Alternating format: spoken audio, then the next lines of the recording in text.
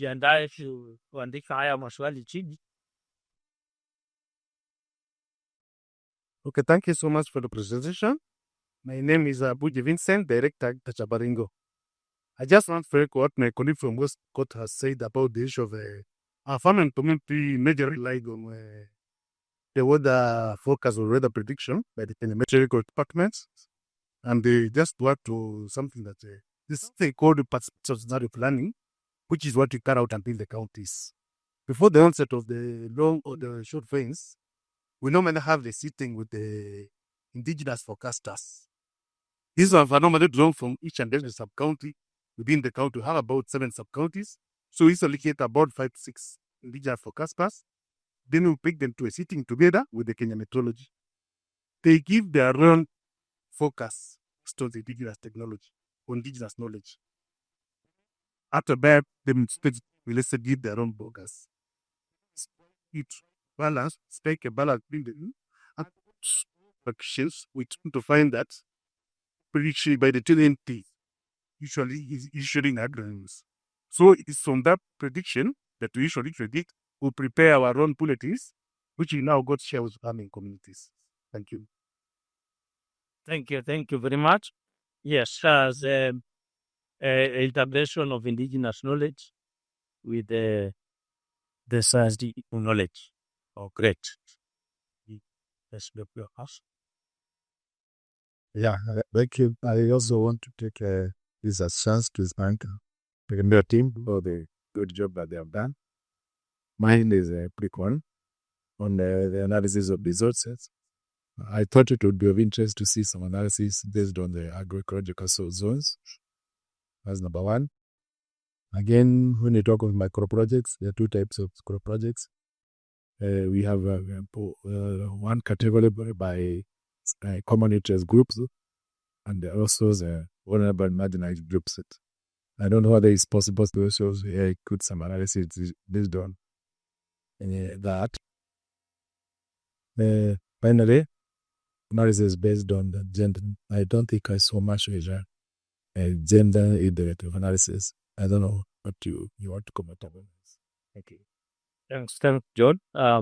Three issues: just disaggregation of analysis by agroecological zone, gender, and CIGs and BMGs. Yes, my name is Ole Kibangas from Nakuru County, but the boundary of Mount Narok and Nakuru. I've observed that picture that it's in front of us. Those 3 ladies, the Risenzo with the ladies that we have at home there.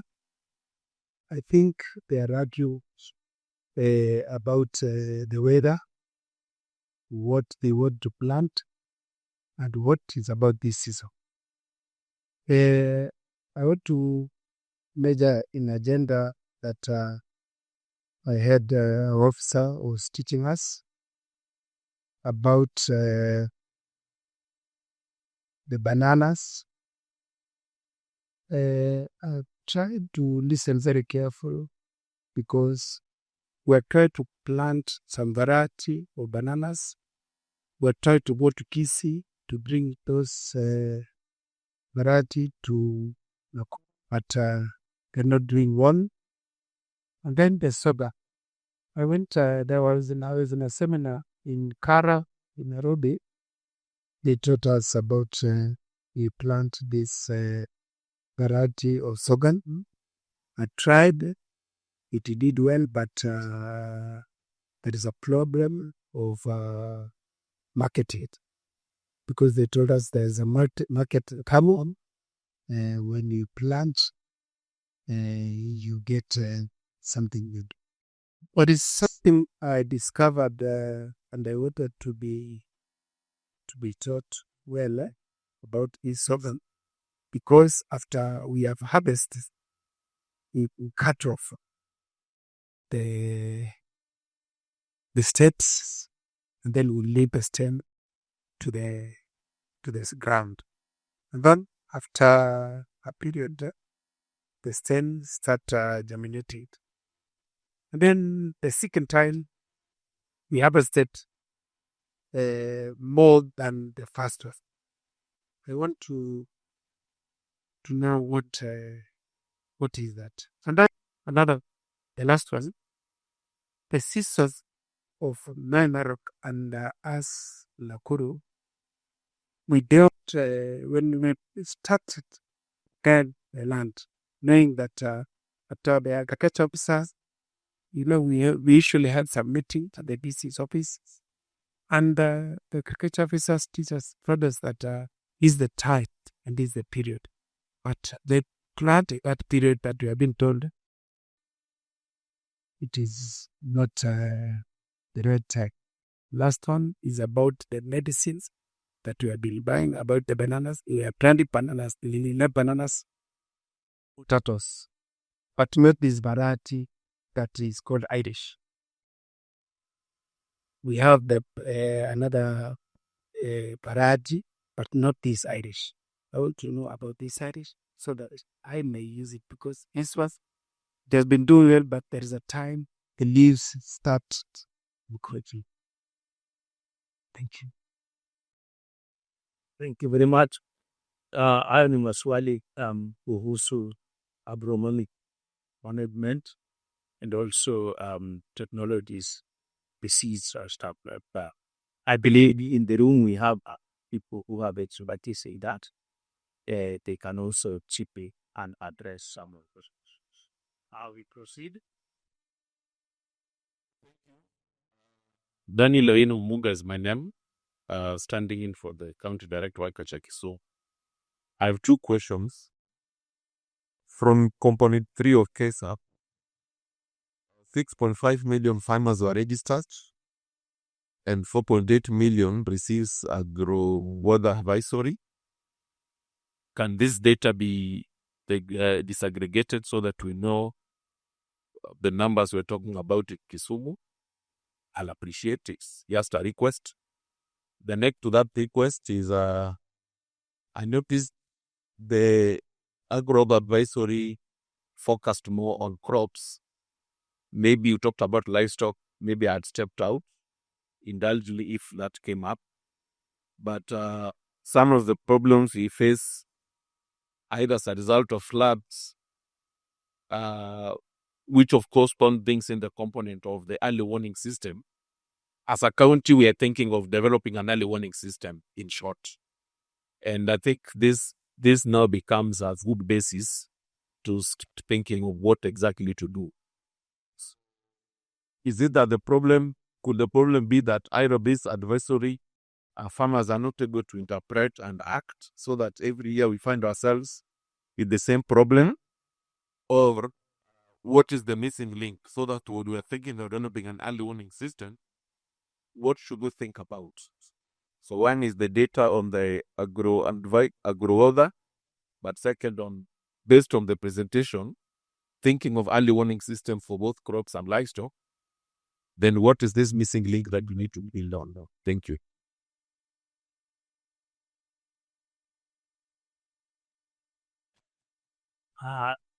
Thank you very much for the presentation. The Tegemeo presentation you have done is quite good. But I have one question. I would like clarifications regarding when you say about the weather, you talk of the rain. Rain alone, we know the crop was within a system that has the atmosphere, which has temperatures, the rainfall caps, the radiation, and then the soil also has its purpose as a media for growing by holding water and the nutrients. Did you analyze the rain alone, or did you incorporate these other factors? And especially the soil moisture is a key factor. Or if you don't have the soil moisture, you could have parameters that are called for trying to measure the precipitation against evapotranspiration that the plant is doing, so that you see whether a certain type of soil is getting depleted of the soil moisture. Did you do that? Then the other part is what we are talking of, and what also where I work for American Institute for Research, and we are developing actually, we've been asked whether we can develop a system from what we've been doing, because we do a lot of crop modeling. And like Sudan, even if we are here, as long as we know the type of the varieties they are growing there, especially which is sorghum as their staple crop, and we are able to guide the NDA that's have the demands of our food, especially even though this type of wars that is going there. And we have seen for 5 years that we have done that. We are very, very close to reporting exactly where the shortage of food will be. If we are to develop a system for Kenya, I don't think it is on the weather itself. I mean, advisory. It is a system, but can differentiate different soil, different rain pattern, like what like Daddy says about agroecological soil, because the temperature starts coming in, and you'll be able to pinpoint that the like Egypt Thursday has a part of a a department that I have made part of a experiment, and they're also producing new varieties, just like Kara and others that are around. That are there in Kenya, even the private companies. If we go that direction, advisory is not the only thing. It is actually a wholesome system that can forecast the weather, the yield from different varieties, either maize or sorghum, and it can also advise because you have the forecast, a forecast even about a month or even more than a month. That's what we ourselves we want to start with in the start of the seasons. And I am happy to have gone here because we have so many people who have this interest of what we need is to provide the systems that the whole country can benefit from. Thank you. Thank you. Thank you very much. It's about bundling our advisories with some other important elements. Good afternoon. I'm Nicodemus Zombe. I was an implementer of KSAB in Machakos.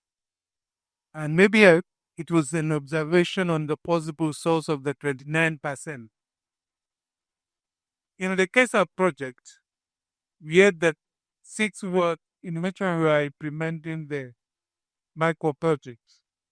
And in those 6 words, we did a complete census of all the farmers in the 6 words. And those are the farmers who are receiving the agro-weather information from Para. We also have sub-projects which were not limited to the 6 words. And if you are taking control out of the 6 words, it is possible that you landed on a word which is as a 9% project. Therefore, we are also doing census of the words in which we add sub-project, and it's also farmers were also getting the agro-weather information from Caro. Also, something else which I want to comment is during the implementation period for the olive and semi-arid strategies, we did grow, of course. Is it 2 years ago? when you attend the research, you took into account that factor. Thank you. Thank you. Thank you very much. I think we can respond to those ones, the questions. Then we go one round. Okay, so just hold on.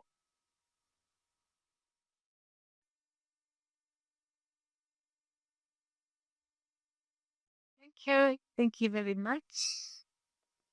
Let me attempt. Uh, I can see there are questions, but there are also observations. We really appreciate the observations. They'll help us improve as we move along. But there are also questions that need to be answered. Let me see the ones that are picked.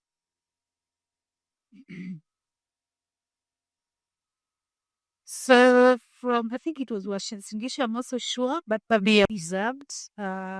We've had this participatory with forecasting and the KLD, meteorologists, and those ones normally agree, and we are taking notes that the other systems, the other way, the other efforts that are happening beyond the case of Cairo Agueda advisories.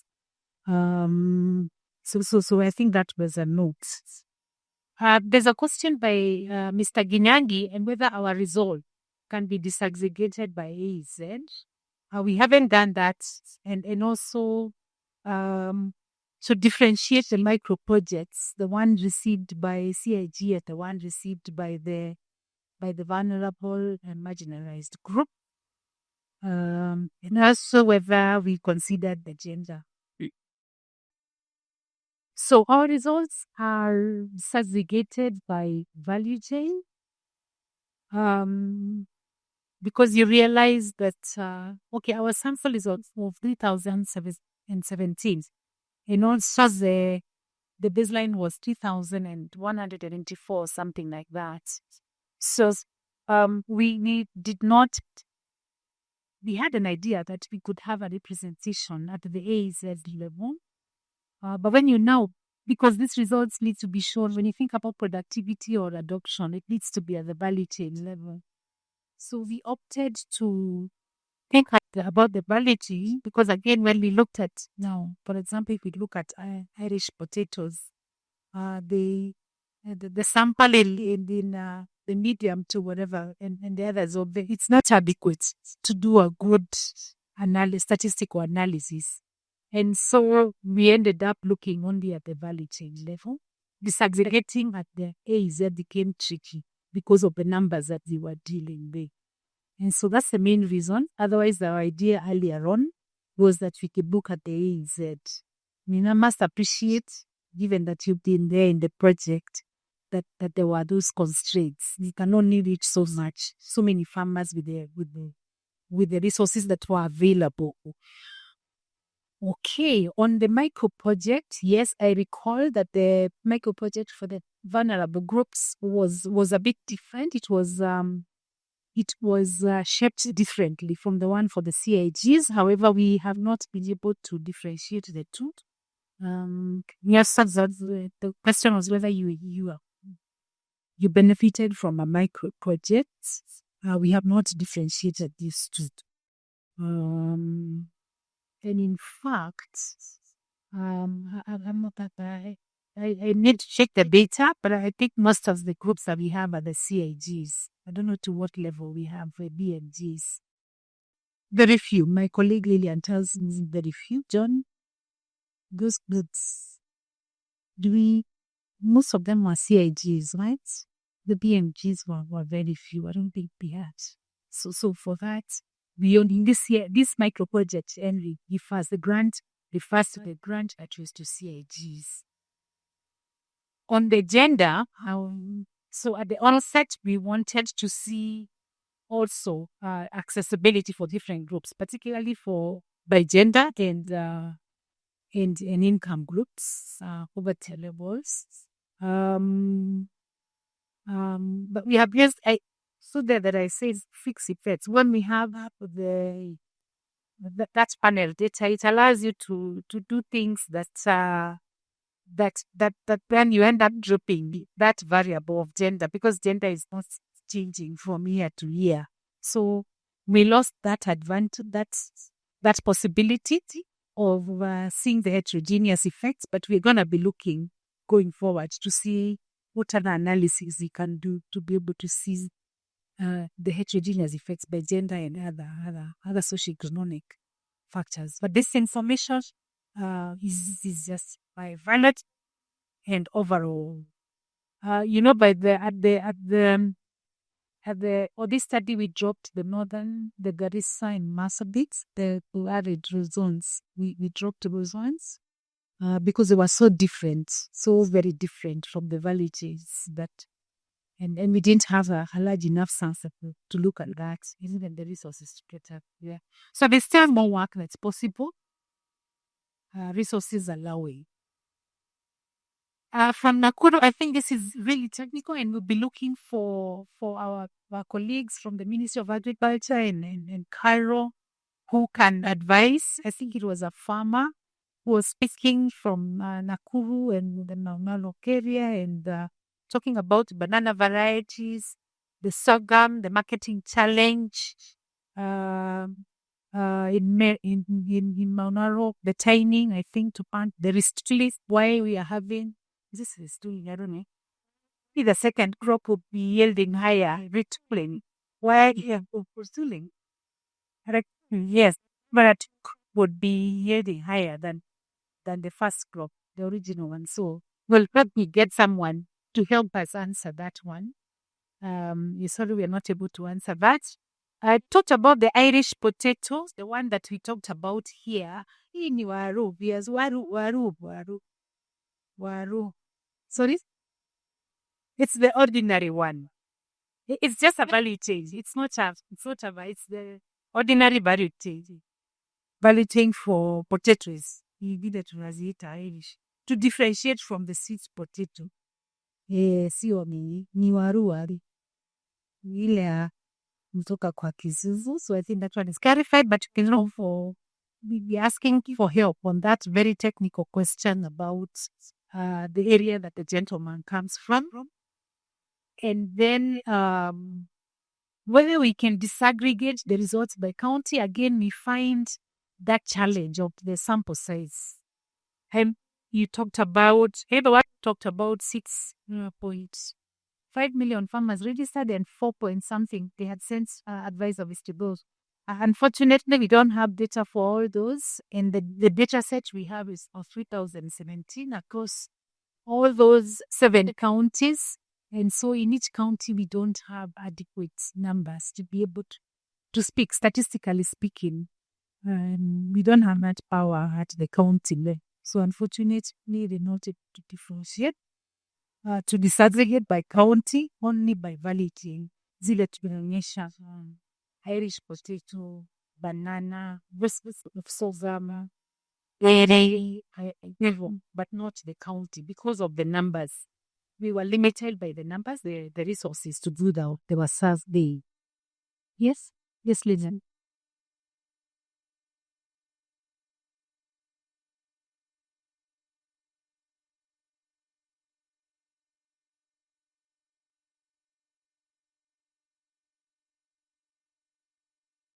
Okay, yes. Mercy, I was thinking Dan was asking about then the farmers that have been registered. Are we able to tease out what belongs? Those ones are registered that belong to Kisumu County and things.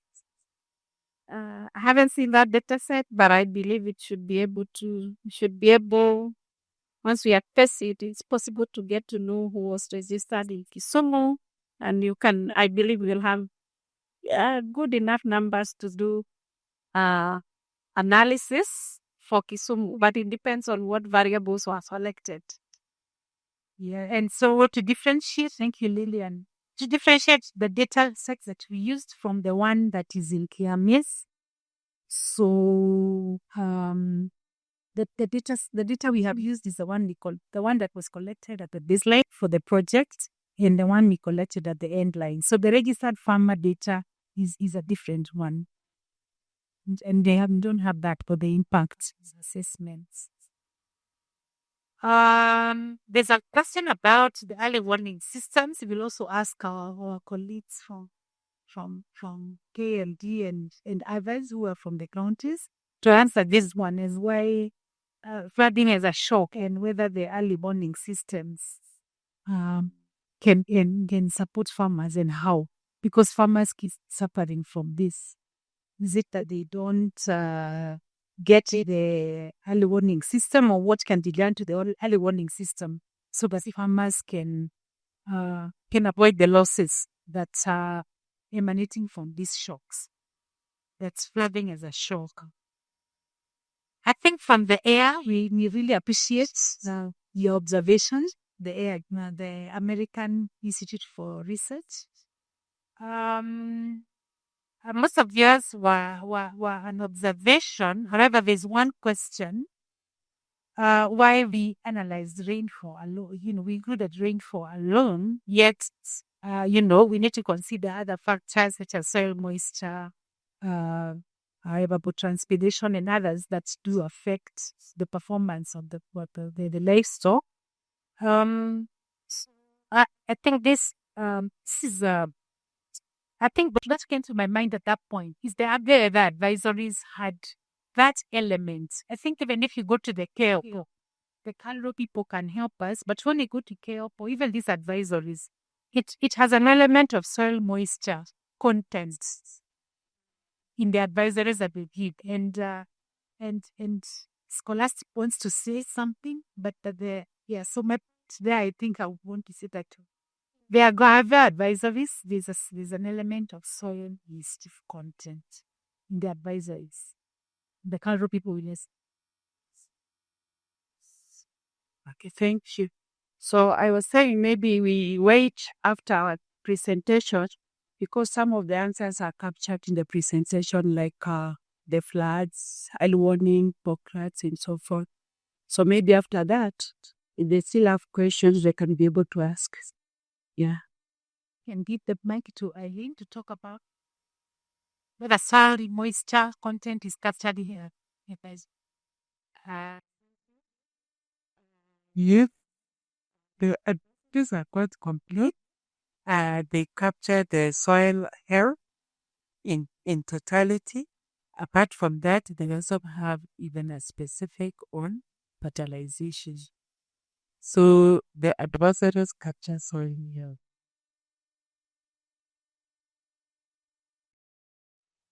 So thank you and those conversations, but we appreciate what AI is doing, and that's predicting the food security situation where there will be such shortages. I think that there's a lot of value added there, because those predictions are important and they are countrywide, even region-wide. So another effort that is also climate information systems is part of that. CIS services that are important for the food and ag sector. From Machakos, you have, I think, clarified that 6 wards were receiving agricultural advisories, that some projects were around the six wards, and I think you said that they were also receiving agricultural advisories. And you also said that there was drought in the 2 years. 2 out of, I think, the 3 or 4 project years, there was drought, which means that really affected performance or productivity and even adoption of teams. So that could also be explaining what we have seen. I would just want to say that droughts, we have tried a little bit to capture that by including the negative rainfall shocks. And so you see many of them were also reacting to that. The results we saw, reacting to the negative rainfall shock and the positive rainfall shock. Thank you so much for that addition. Now, you believe there's something that crossed your mind as the questions were. Maybe just one more to agree with Zombe from Machakos, that it's possible the control households received agro-weather information from other sources, not necessarily the CAISA project. And that's where it's necessary that when we plan to do impact evaluation, we take into consideration all those things so that the question of attribution is well captured. Otherwise, there are too many things happening when the farmers have many projects going on, and certain things you can control for. Others is difficult if you haven't done randomization. Okay, thanks so much. I think there are two more questions, and I've seen one, and then that be places. So please make it short and to the point. Thank you. The name is Alexander Makejo from Eri. I'm a farmer. What I want now is reach to start with Tegemeo and state of application. Policy and develop for inheritance on policy and development maps on agriculture. I could suggest could I wish to order of that each and the priest so that he was one of our best speakers in inform us what went wrong in Makarina, Neri, Central Ward. Pods had been covered by kaisais. Banana farmers had been funded to have a banana house, which already was left unfinished. As the case of Keva ended, the banana hub is still incomplete, and I will inquire from Mr. Kiyiki whether the Tegemeo's duty, in collaboration with the county directors of agriculture and the county governments, can take over some of the projects that were left unattended, as the farmers, most of them of bananas, are still suffering to sell their proceeds. Mr. Kiyiki, please help us to know whether this project will be made and fees. Thank you.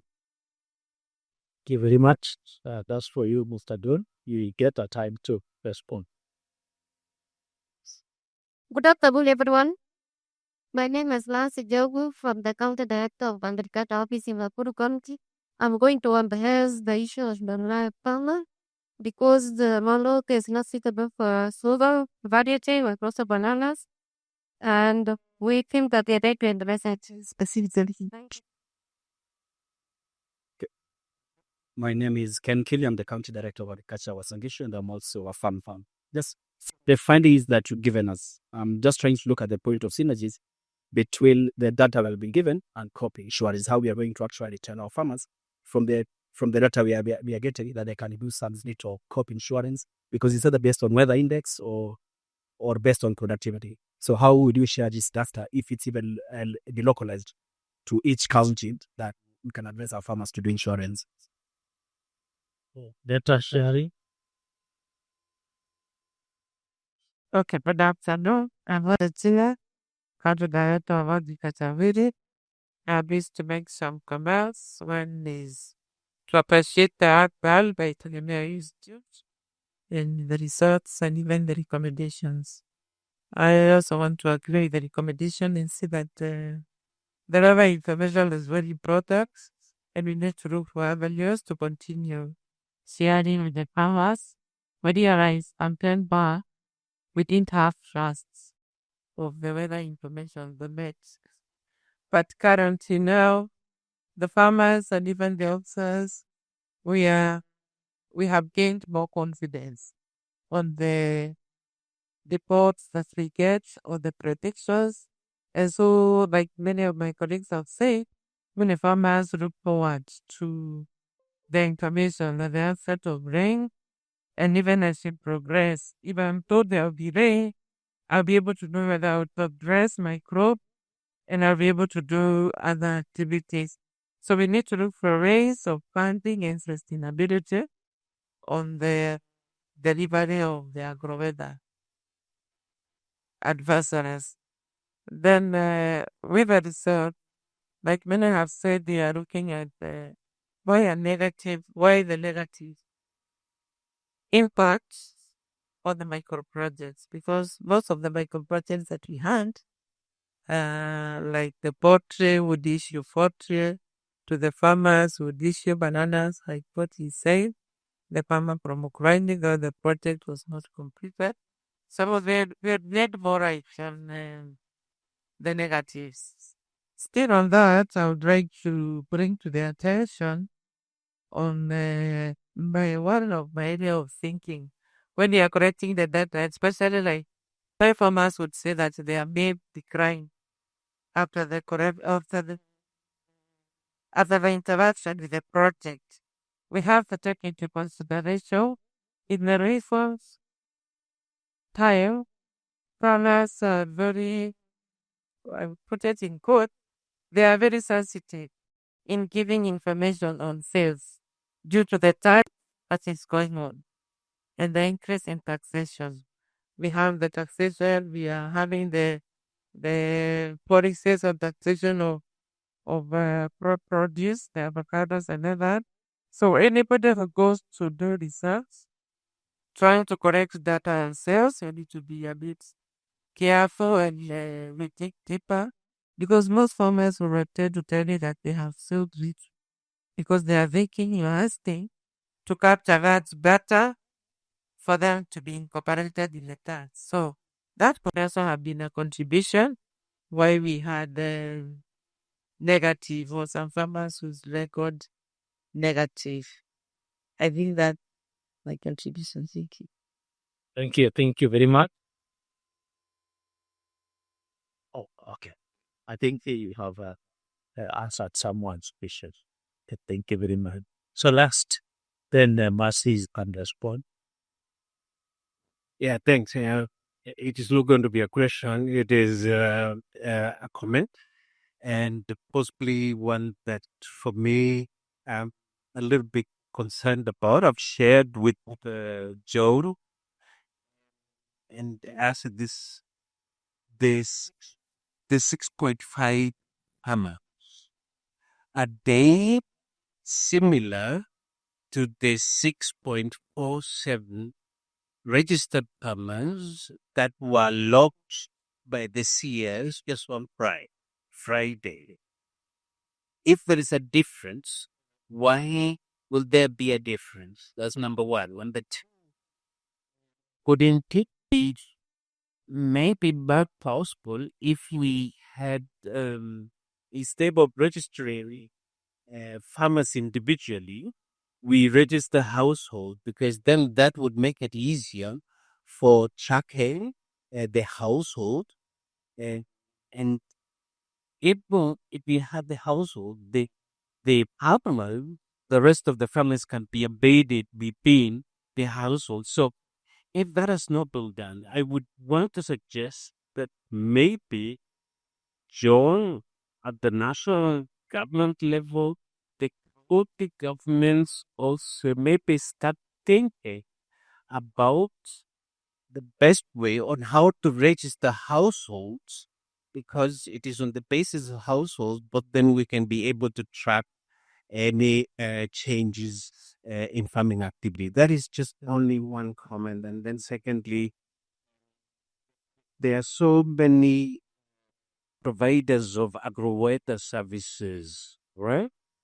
Some are NGO and so on. So what kind of impact back when we are asking information about whether a farmer received agro information from Cairo, obvious the answer will be no. But that same farmer would have received agro information from other sources. Will that then possibly affect the results? Thank you. Thank you very much. I think Lillian or Mercy, you can take those up. And then after that, I want to invite Mercy to proceed with implications of the study findings and what we have discussed.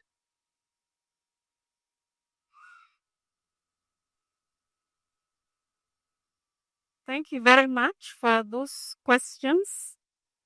The question on data sharing, most of this data is case of data that we build on ourselves. Maybe I'll leave John to answer that. If you also have a question you need to answer from Jerry.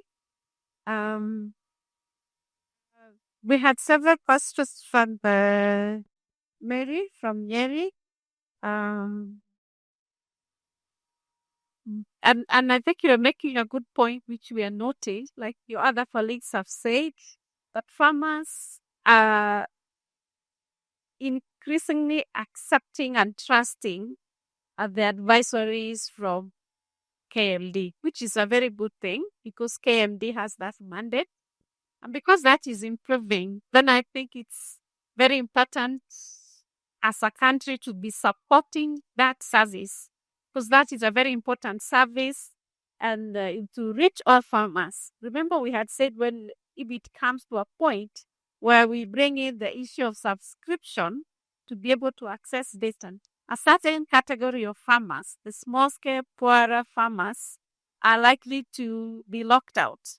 So I think it's a good thing that we are starting seeing that trust growing, and it's important then we can put more funding to ensure we get these agro-weather advisories in a timely manner and in a way that will help the farmers be able to take the right actions to improve productivity and resilience in their livelihoods. I think we need to answer this question of negatives. It keeps coming up. So let's look at the two issues we talked about. One was the adoption of the teams.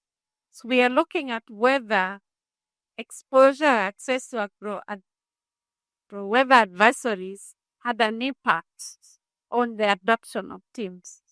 And the graphs that we were showing positive effects, negative effects. So in the case of adoption, comparing control and treatment, so where we had a positive effect, we had the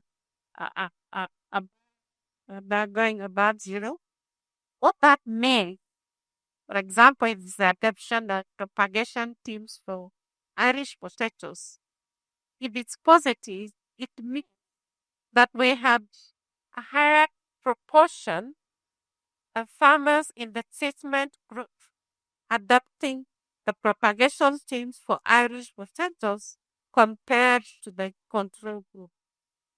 So that's what the positive means. If it's negative, then it means we have a lower proportion of treatment houses, or those that we tested as a treatment group, a lower proportion of this adopting a team, propagation team per Irish potato compared to the control household. So that's what is happening in the case of adoption of teams. So if we look at productivity using the same case of Irish potato, if we find that the productivity, the graph, the virus is the negative, it means that the treatment households that received the weather advisories have lower productivity for Irish potatoes compared to their control counterparts that in our example did not, or in our analysis did not receive the weather advisory. So it doesn't mean there is a negative, it's not a negative outcome, it's at a lower effect we are observing. And that could be many reasons why that productivity would be lower, even though the farmers received their weather advisories. You could have received the advisory, you didn't read it, you didn't make use of it, you didn't act on it, even though you got to know there's a new variety of sweet potatoes that may be more resistant to a specific disease. But you did not go ahead as a farmer to buy that variety for several reasons. It could be that at that point you're constrained, you didn't have the capacity to do so. So there could be other things going on, but what we were showing is how adoption of teams and productivity and sales for the livestock value chains was being affected by access to agro-weather advisories.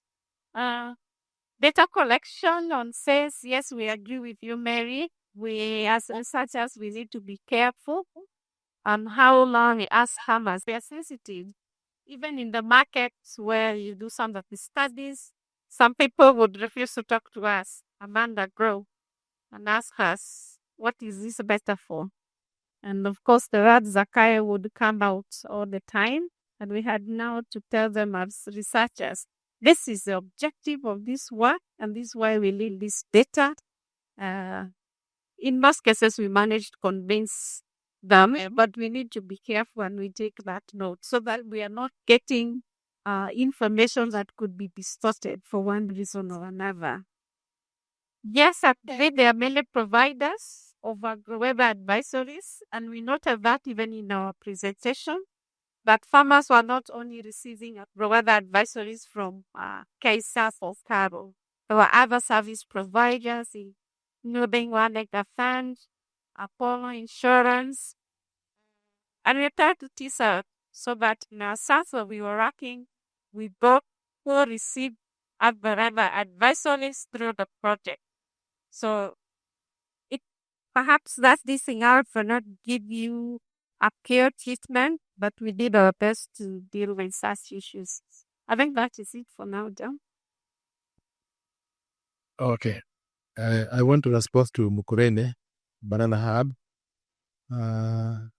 Now, Kesan's cost on in the end of September. So we cannot talk about continuation of the project to the KSAPs. But the matter is that we have another project, which is called the National Agricultural Variation Development Project, which is supposed to actually upscale those all implement the lessons learned from KSAPs. So I believe your agricultural team may be able to address that. It's possible for you to drop a proposal for another phase of the sales project. Because as it were, sometimes it was not possible to implement all that you may need to do.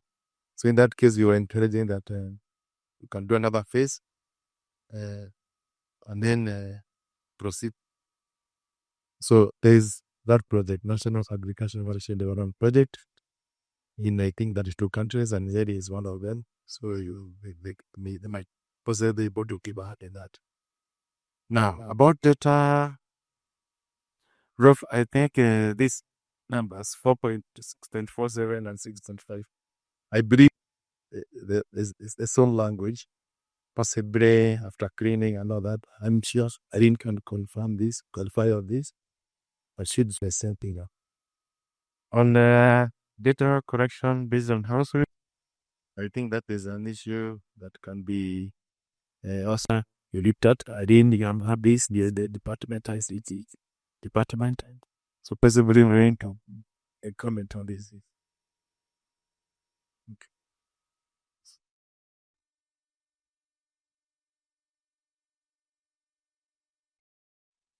Thank you, Bernanke. Yes, as true. They have registered farmers on several phases. The most recent phase is the one we are mentioning, which has close to 7 million farmers, and that is what the CS has also launched. That one is a country-wide database, and all the other farmers you had given us, even the ones who were registered by Tegemeo, we had uploaded them on the system. So all we did is just, if the farmer is registered again, do another exercise, our system just drops the farmer or just ensures that it captures the farmer, ensuring that all the major details are there in written update. So the farmer's data might be more updated using the new registration. So it is a continuous process. No data is lost. This is the beginning. I know in this room, they have many of us who only have registered together, work together. Yes, we don't drop any farmer. If we find that you have gone again in this other exercise to register the farmer, all we did was clean up the data. And now I can I don't know. Jambo you're going to talk about here. Kini. She mentions Yemen. Now it is being controlled. Professor, the database now is being controlled at county level. The registration has moved from our hands. It has moved from the chiefs. It has moved from the individual organization. So the registration is being done at ward level by the agricultural officers.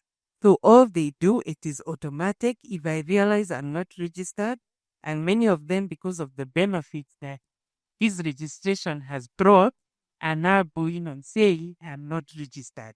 So when you send an SMS but you're not registered, the county director, and they have some here, they receive that as the nurse. They assign their ward officers. The ward officers go to your farm. They register you using the portal. And if you were already registered, they also they update your data. So the new system is quite robust, and we are happy and thanking all the partners for the cooperation.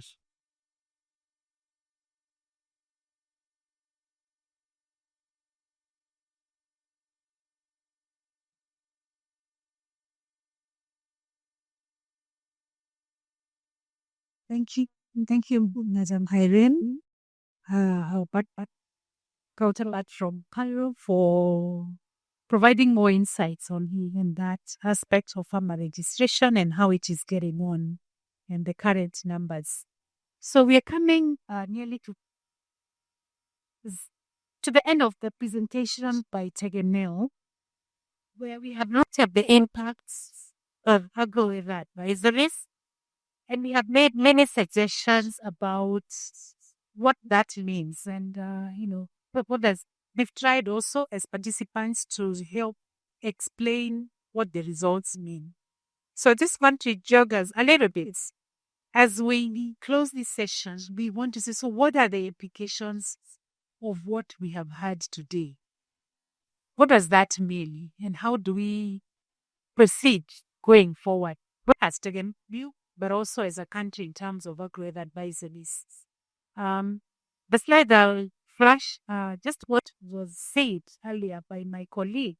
I think it's important to jog our minds so that we can see where we are having gaps and where we need as participants to add, to help us add what else needs to be done. What else? What does this mean? What are the implications for the ag sector, which is facing by vagaries of weather variability, climate shock, here, those kind of things. So, Anthony or John, anyone help me?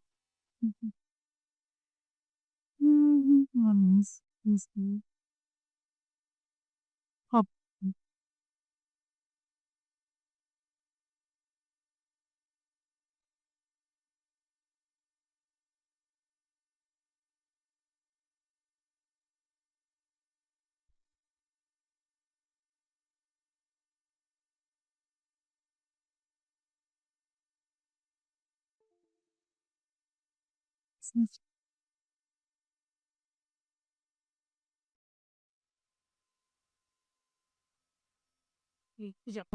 So I think I can just proceed as we wait. Okay, you can go.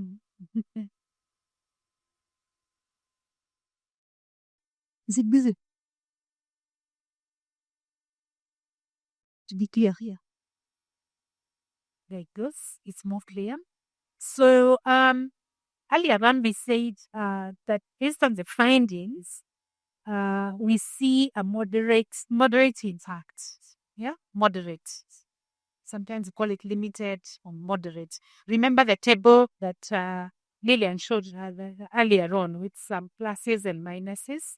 What we expected to see, because for crops we're looking at 4 value chains, they expect to see 4 pluses, 4 minuses to show that there's an impact in each and every value chain. But with 1, and in some cases we saw blanks. So we're calling it limited, little impact. by these weather advisories. So why? So they're saying that the message delivery may have been effective. However, there's need to do a deep dive. And we came to some conclusions. And one of them is that why was it? We were reflecting on why the effect is not as we had envisioned. And we have given reasons from our side. And also we have had some contributions from our participants on why this effect was not as expected. And our colleagues, and we are recording these messages and we will add those to this slide. Yeah. Why that the effect is not as expected. And of course, we have had also our colleagues talking about the rain for shots, and the effect at this. We saw from our presentations that rain for shots are a big contributor to the results that we have seen. So I'll look to recommendations, and what we want to look at in this session is what are the implications of this? As we see, this study was to inform decision and policy making, decision makers and policy making at the program level, county level, national level, design and all that. So tunauliza mtuchandie, you add on to what we already have so that then we can have a comprehensive message. Because thereafter, after this, what we're going to do is maybe produce some leaflets, some publications that are less technical, that are more palatable to different audiences, particularly where we make decisions and policies. So we want to hear from you. Meroy here is just to maybe get contributions from the participants here. Just to jog your mind a bit, we said that climate information services is important and it needs to continue. And that funding mechanisms for this are necessary and to sustain this, and that particular care needs to be afforded to smallholder farmers to pay for it, or not really to pay for it because of other priorities. And then also because of the questions from the floor, you also saw that there is a role for the private sector. So going by maybe we can go recommendations slide by slide. So this is one good recommendation. We will now open the floor for other additions to what we want to say about agro-weather advisories and other climate services, information services. We can, we don't mind even repeating what suggestions you have so that they can be captured and included in the recommendations. Anyone wants to start? Yes, Irene, he's whatever. Irene, another person. So after Irene, we can have someone else.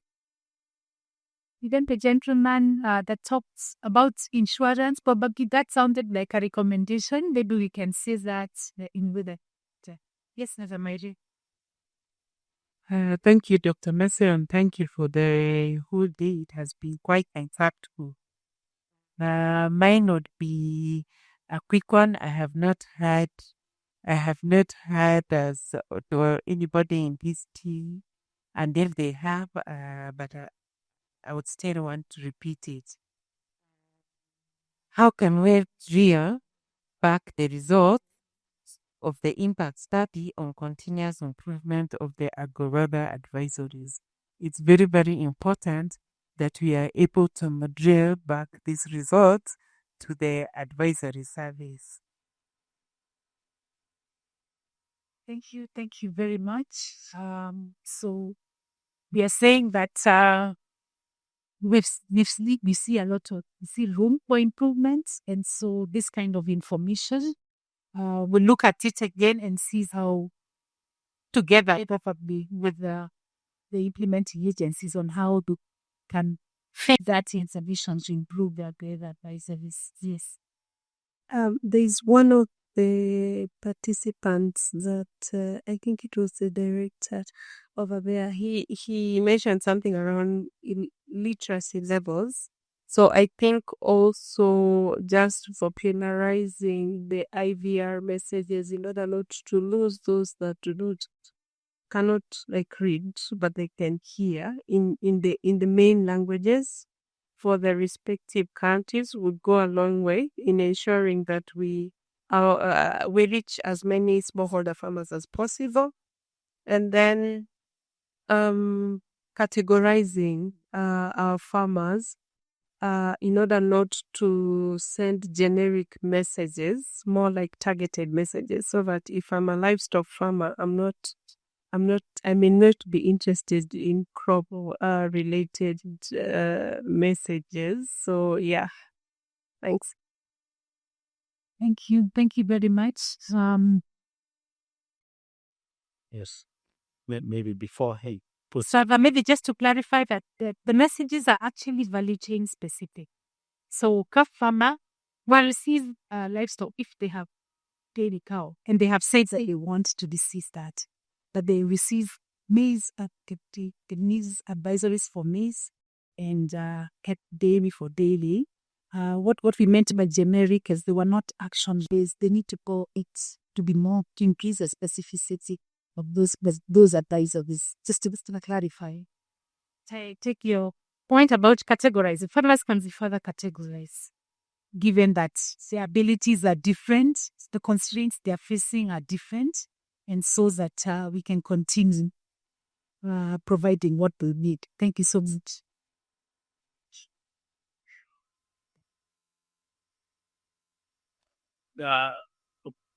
for me, what I think the system that should work quite well is the one that can the farmer themselves query the data, and then they get what they want. If you are a farmer, and if it is in the northern Kenya where is no farming, they can also query to get the information specifically on their area. And the system that we are thinking of developing most likely will be at 4x4 kilometers.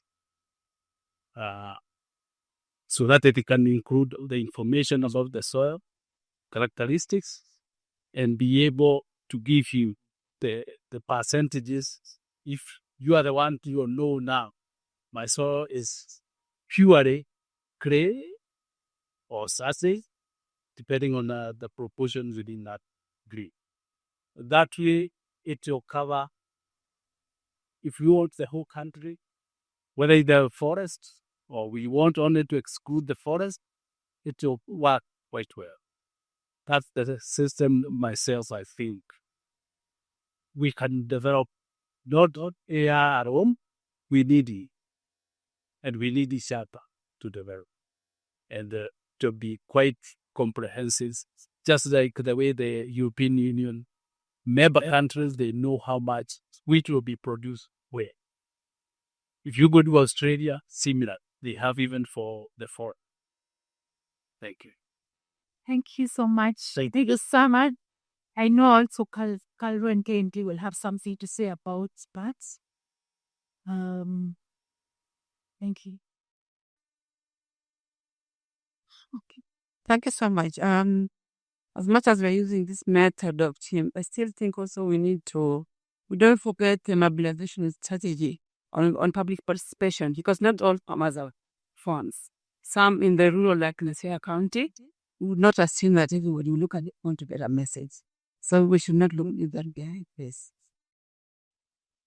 So advocating for other, except not only digital, but even the other approach, the other methods of delivering the messages is what. Great. I think we have exhausted the contributions, but something that was also said, developing these advisories collaboratively or in a participatory manner, like the Baringo model and also the RESPO code. Yes, those are some models perhaps that could also help. In addition. Okay, thank you so much. I think we can move from this, the recommendations of CIS, and go to this one about recommendations for the design and implementation of programs, development programs, seminar programs. We're talking about, content, message content effectiveness, but also delivery effectiveness. What is it that we can add so that we are getting to be more effective, to increase the effectiveness? The content, we've spoken a little about that. Here we have suggested things about feedback loops. How can we make this feedback? I know Calro is still trying on that, and we are hearing some farmers are receiving by phone, but there are many others that are not receiving by phone. We've heard about participatory methods that are being adopted at the Met department and the counties. So if we have that's part of the feedback loop. From the agro-weather advisors that are digital, what else can we do to increase that interaction between farmers and the sender of this information? So that us aware about what's happening at the farm level. Sometimes when they see information, but the situation on the farm has really changed, and we will not know about that. So this is the time we can give our suggestions. I think Eric has. And please raise your hands so that we can speak to this, the design of seminar programs and implementation to increase the effectiveness. Thank you so much. So a quick one on this is thinking from the holistic approach. One thing I know, the digital advisory may not be a substitute or a full replacement for in-person contact. What I have seen working is the scenarios where we have a system that is anchored on farmer initiatives. A good example, we've seen some organizations that they are embedding advisory service and extension through their, for instance, I'll give a CGS model where they have farmers service centers. We also have other organizations that are working around the carbon credit initiatives that they are riding through the lead farmer model. So I feel like bundling this into one and having a layer of advisory can be used as a way of reinforcing the lessons that they get from in-person engagement, and that would create some basis for sustainability. Thank you so much for that contribution. We appreciate that contribution from PAD on how we can bundle and increase that farmer contact by following models that are already there, borrowing from different centers like the CGA and other models that increase that contact with the farm, so that we are not only working, reaching the farmers remotely, but we need to be in touch with them. Yeah. Yes, my name is Zengina from the State Department of Livestock Production. Social media is another platform we can use because if you ask most of these farmers, they spend a lot of time on Facebook and on these other media platforms. If as a technical of the expertise, we can develop platforms that can try to influence that area, that would be very nice because our farmers are getting a lot of information for people who are not qualified. And yet people like Kare, people like us in the departments are able to develop the programs can work for a way. We can leverage on the social media platform, especially issues to it like Facebook. People spend a lot of time, like hours on Facebook, and we don't have anything that is like climate smart popping up, but other issues. So I think it's an area that we can take it. Thank you. Thank you so much. Maybe you can also help consider the that's a very important, but the social media handles. So for information that is needs to be current and relevant and the timeliness, there's a time I received information on my phone from the social media about a weather forecast that was saying that it was a forwarded message. It was talking about a lot of this severe flooding and all that. And what came to my mind was what did I think I sambazzed it. And then it was like, is this current? Because it was a forwarded message. Is this for now? Is it previous? Is it for the severe rains we had earlier on? So there are challenges. But I guess so it's important that social media handle, but we need to know which media handles are available or this kind of information. Thank you so much. Any other contributions here? There's someone next to you, Jen. So the when we are designing these programs, we understand that the government currently is rolling out flagship program, for example, the fertilizer subsidy program. How can we also have a scenario whereby as we release these advisories, of course, we are equal to release them at the time when farmers are also being issued with the futures for the fertilizers, because you find that when we talk of these subsidy program and the government, of course, they really excite the farmers, and it will also be a good opportunity if we can be able to timely deliver these advisories to farmers at a time when they are getting their futures. Actually, that would be able to increase the uptake of those advisories. Thank you. Thank you very much. Great questions coming from the floor. Thank you so much. Yes. So okay. Recommendations for decision and policy making. What would you want to say? This is what the team was saying about as messages to those people who are making decisions and policies, and not emphasizing on learning. We're emphasizing on learning. We have suggested the platforms for learning from the monetary data, from impact studies, and talked about collaboration and ensuring funding the learning. In agreement.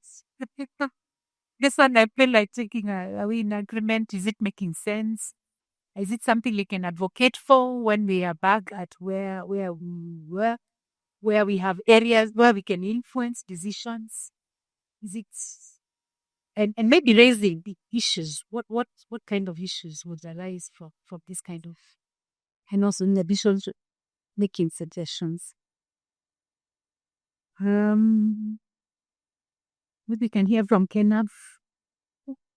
I saw your hand up.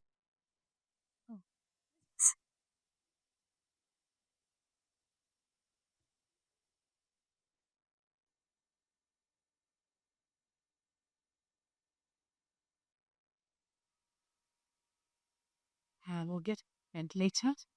So as we think about this, I think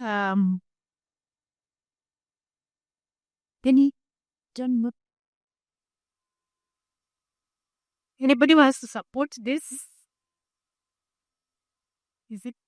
Are these views or suggestions supported our partners by those in public sector?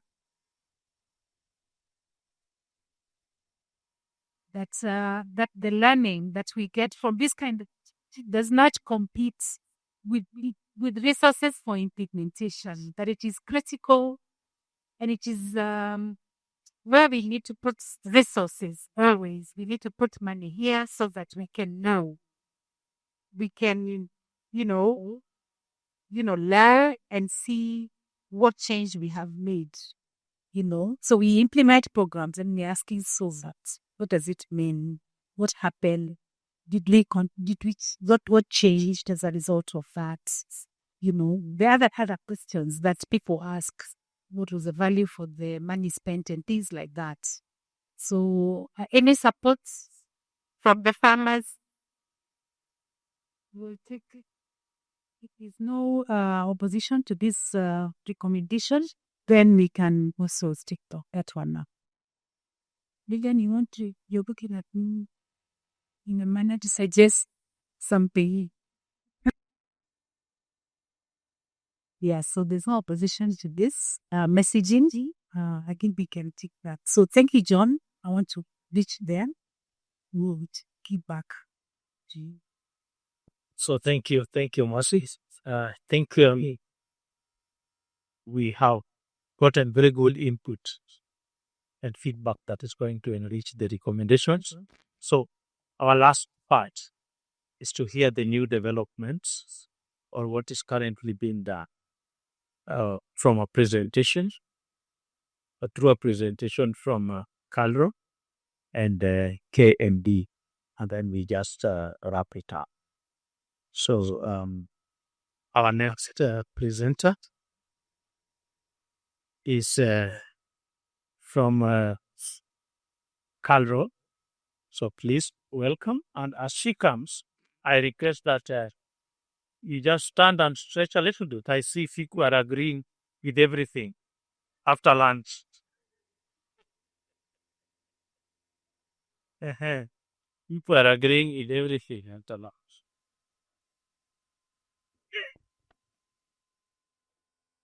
So it just says a bit of that.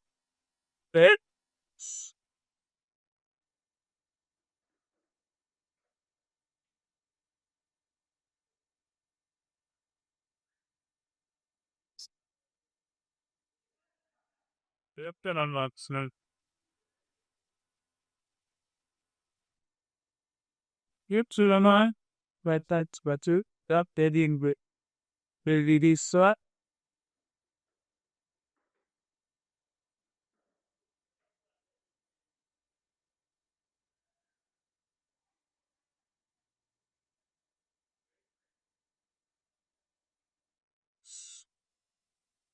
hey.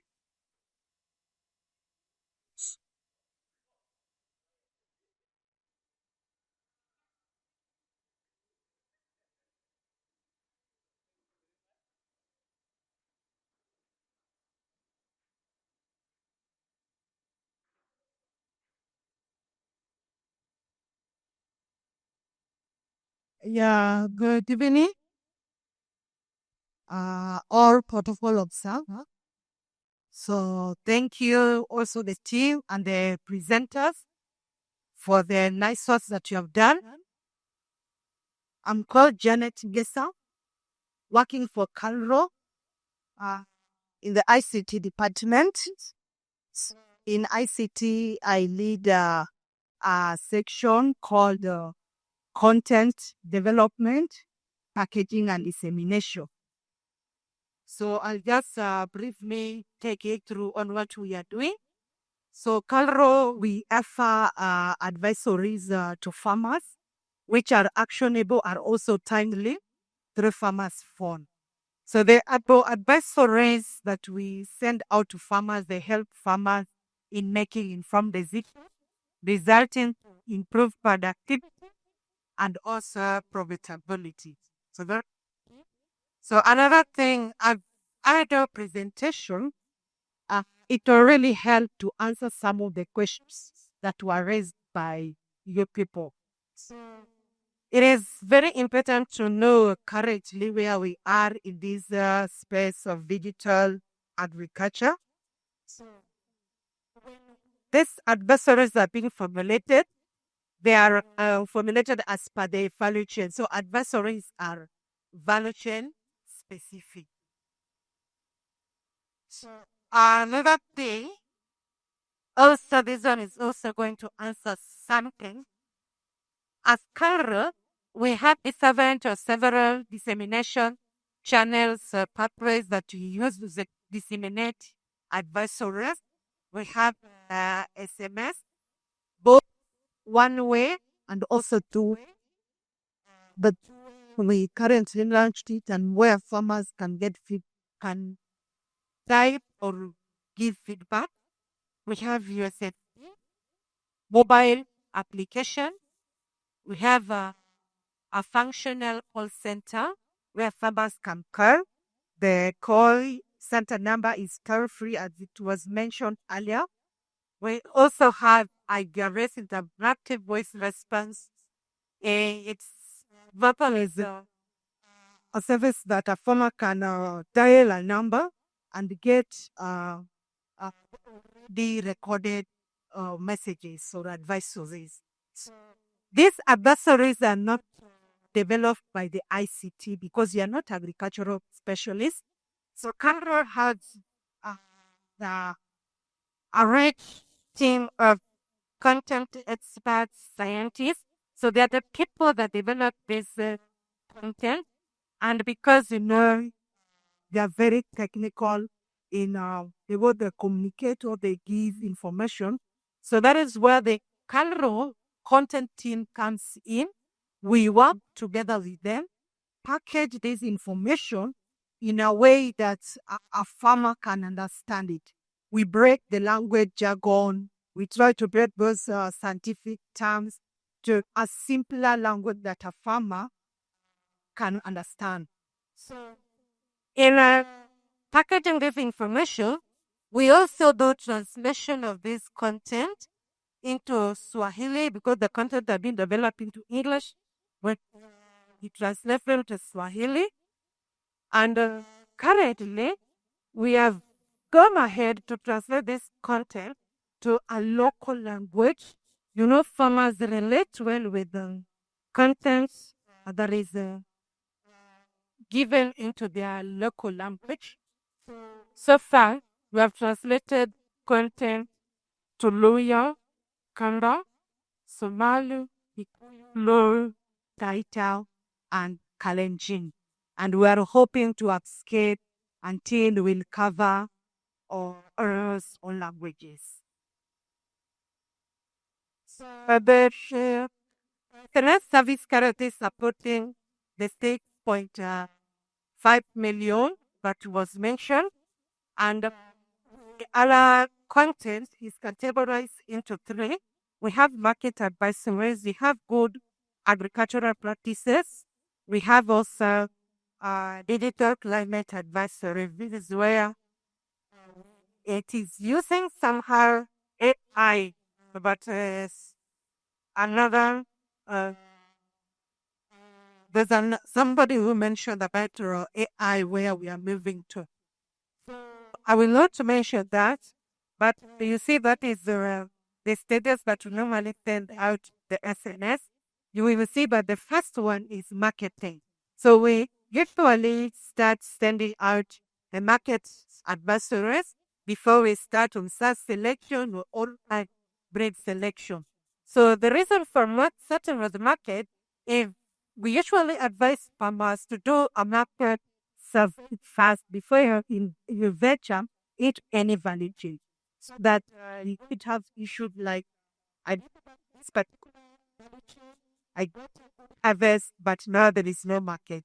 So it is good to do a market survey fast before you venture into that particular value chain. So the step panels through to processing value addition. So something great and how we formulate this content, or maybe what to note, is these farmers, they were registered. We were having farmers from different sources. They were classified from different sources, but because the AI and where the land is noisy and something that is real, useful and real time, it was important to have the GPS of all farmers. So they 6.5 million farmers, they are the third, and that one is very useful as far as AI is concerned. So the data help to accounting validation on our plant. They have the state of the season call center. They call some farmers at a ward level to validate the planting date of the crops in across the country. So that will help us to know where the farmers are. Another thing, the SMSs are sent on a weekly basis for a full cropping season, the development stage for a livestock. The number of SMS characters is very key. You can't send one SMS straight characters that are allowed. So the content should be simple to understand. There should be actionable, like we're not supposed to give a report, but you give a message that is telling farmer what to do. Timely, relevant, makes sense, and also up to date to the current themes. Themes, that is the technology innovation management practices. And also we have a call center where we get feedback. These messages we append our call center that for more information, a farmer can call back. So our call center number is also toll free. So whenever we send out messages, there's usually a traffic at the call center where farmers call back to get more information or just further information as far as agriculture is concerned. So now Vectors, which is the current technology, these messages are real time. We got that they're a bit general. So this, because I will talk something brief about it. We have a template for Dikas, and we are supporting. We started with the 6 value chain. Currently, we are supporting 9 value chain with Dikas. There is maize, potatoes, sorghum, finger millet, green gram, soybean, sunflower, cassava. So 9 value chain. So we have a template that has already been worked on, developed by the cultural scientists, taking note of the weather parameters like precipitation, temperature, relative humidity, evaporativity, that is precipitation of evapor transpir. Exactly. So we take note of all those weather parameters for all the value chains, such that a method is formulated first that if this is the prevailing weather parameter, like this is the precipitation, this is the humidity, this is the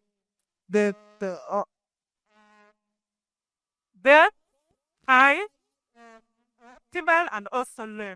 So what message can be sent out to farmers?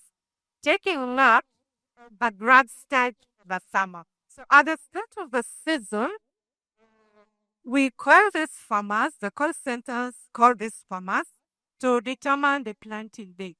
So you realize farmers plant at different stages, like maybe in a region, at a word never sorry, we realize farmers, some planted 2 weeks earlier or maybe a week, or maybe quite a number of them within a week, something like that. There, these planting dates are being populated into all the farmers. The file is being fed into a system that will work on this file, and it shows, because it uses something like remote sensing and also digital technologies, satellite information, and then it analyzes that this tomato at this particular time, maybe it is raining, this is the prevailing temperature, this is the level of humidity. For this particular crop, it is at this growth stage. Which advisories or an advice can you send to this particular farmer? So the message can be like there is an example of a message. The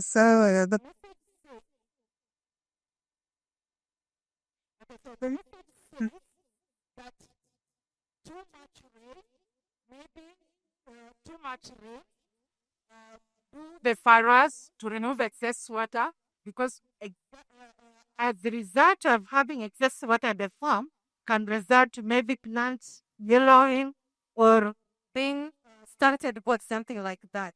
So it's a combination of work done and also practice that a farmer is supposed to do.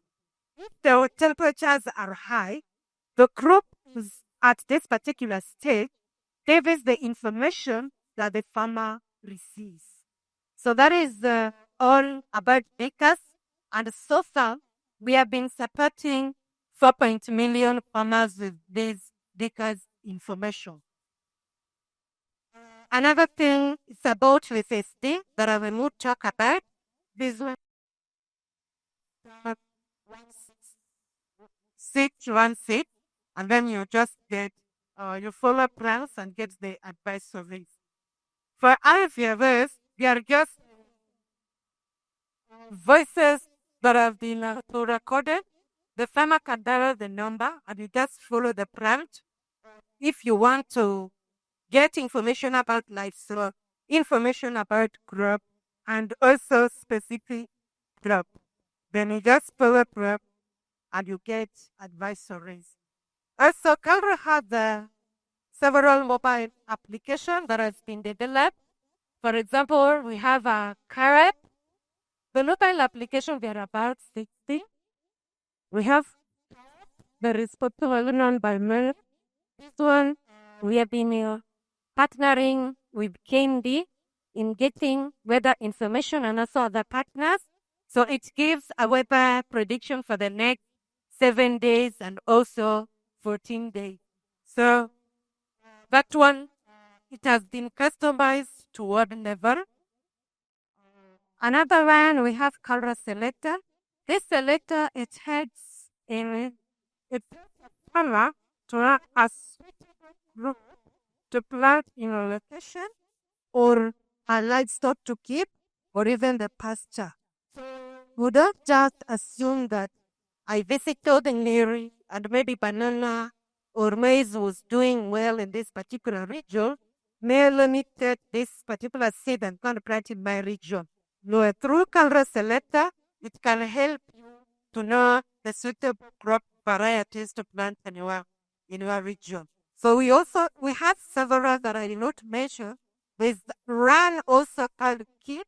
This is a combination of many applications because people are saying there are so many, but the farmers have to sell all those applications. So this app also has several of applications linked together. So as I conclude my presentation,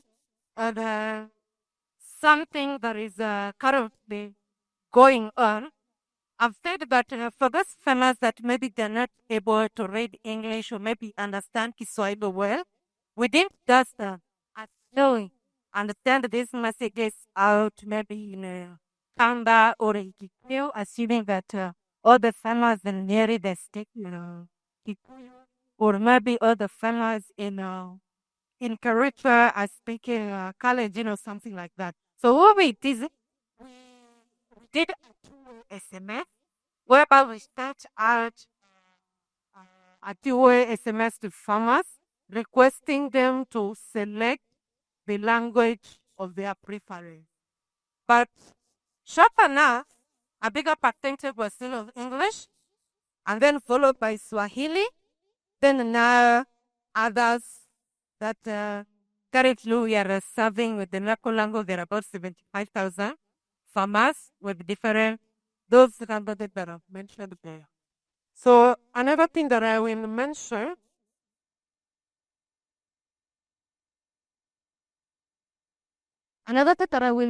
but whenever we send out the instant messages that they're not clear to farmers do call our call center, which is toll-free. The call center agents, they're also not ICT specialists like me. For them, they have agricultural backgrounds, so they can answer most of the questions that farmers do address. And in case a question is not clear, or maybe it is more technical, or it requires the help of scientists, they can as well sell that well and link the farmer to a particular scientist. So, unwillingness to pay agriculture and market information, it has really helped us a lot to know what we need to prove, where we are heading to, Like through the study, that farmers were willing, a bigger percentage, yes, were willing to pay compared to those who were not willing. So farmers who received those carrot bursaries, they are farmers with a large area. So I would like to mention that because the earlier presenters did that work very well. So carrot and partners, it's really going to help us to know the market viability, demand, quality, also to know what relates well with the farmers by aligning this other content with the needs of the farmer and also economic rationality, perceived value. So that is why the study is very key. It helps us and it's also going to guide us on the roadmap on what we need to work on and also to improve. Thank you so much for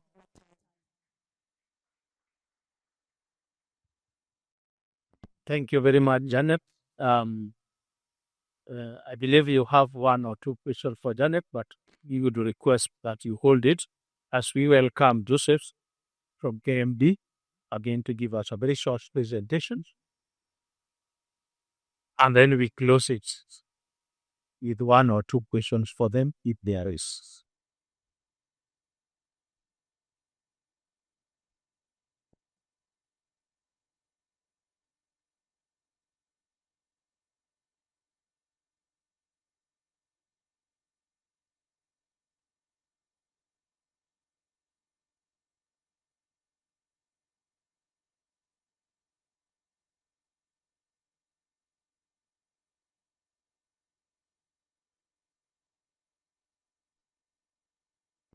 All protocols observed. Ladies and gentlemen, good evening. My name is Joseph Ouma. I senior meteorology. I work the Kenya Meteorological Department under a division called Numerical Weather Prediction. I have the National Meteorological Forecasting Center. So I want to present to you some of the recent developments that are geared towards improving agro-weather products and climate information services at Kenya Meteorological Department. So every national meteorological and hydrological services do have structures. So the main department, the foundation begins at the observation. Need to get data. Then this data is supposed to be quality controlled. Then we analyze this data to come up with weather forecast. So you can see what slide.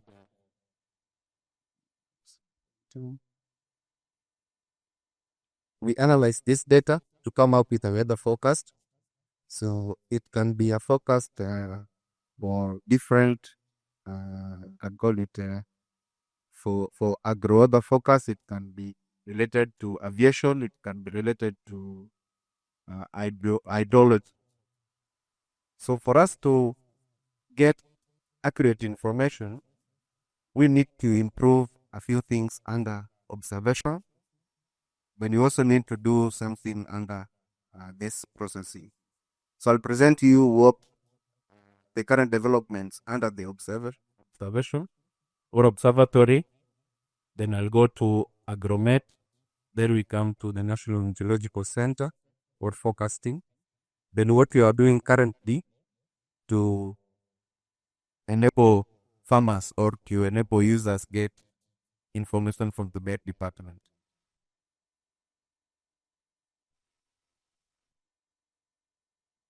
So in the observation and climate monitoring, as was alluded before, through CASA project, we acquired around 155 automatic weather stations. He had mentioned 154, but I think he forgot the one which is installed within the department. So that makes them 155. So among these 155, 120 are synoptic, Then we have 18 agromet stations. Then we have 17 agromet stations. We also have mine stations, which are around 42, including those that are at the airports. The med department has engineers who are also designing some automatic water stations. There are over 100 installed across the country. Then we are acquiring radar system early next year. So this will help us in doing what we call now custom, and the information from the radar systems will also help us to do what we call data simulation into the models that we are running. This year we have acquired this Meteosat third generation satellite through a project. Is it WISA? Yeah, PUMA. So PUMA stands for Prepare Use of Meteosat, this third generation satellite in Africa. Then we've been launching some other balloons, but recently we got one which can stay in the atmosphere for more than 7 days, and it can collect data in remote areas. So this balloon, the information that we get from it is also contributing to the data that we use in modeling the weather. We also have some amber aircraft data that we normally receive from the aircrafts, and it's also boosting forecasting through data simulation. So the first image here is showing where the MTG is installed. This is the old balloon. What you're seeing down here is the new balloon that can stay in the atmosphere for 7 days. It's called windborne systems balloon. So the data from this one is very important to us because it is what is going to improve the quality of the forecast that we get from Kenya Met through that, what I was calling data simulation. And that is this weather station that is being designed at Kenya Met by our engineers. Already they have installed quite a number of them. This one is installed in a place called, I think, Kilifi Weather Station. In the agromet section, this is the division where the preparation of agrometeorological decable bulletin is done. We also monitor crop phenological stages. So what are we currently doing in this department? We are running a model that can forecast weather for the next 10 days. So the model is called WRF. WRF stands for Weather Research and Forecasting Model. Apart from that, we are increasing some of the variables into that agromet bulletin. Of interest is this variable here called water requirement factor, satisfactory index. So but some in the next presentation we see some images of these. Upon unlike the same division, we're partnering with this Samsat to run a model which can focus soil moisture for decadal and 11 month. So it's something which is going on. Then we are also verifying or doing nodal evaluation or validation of these models against observation. So these are an example of a bulletin, agronet bulletin that we prepare under that division. And these are some of the products that we are including that agronet pool. So what you are seeing here is a volumetric water content. So at different depths. So we are interested in, I think, 3 depths, but I've already put my presentation this one.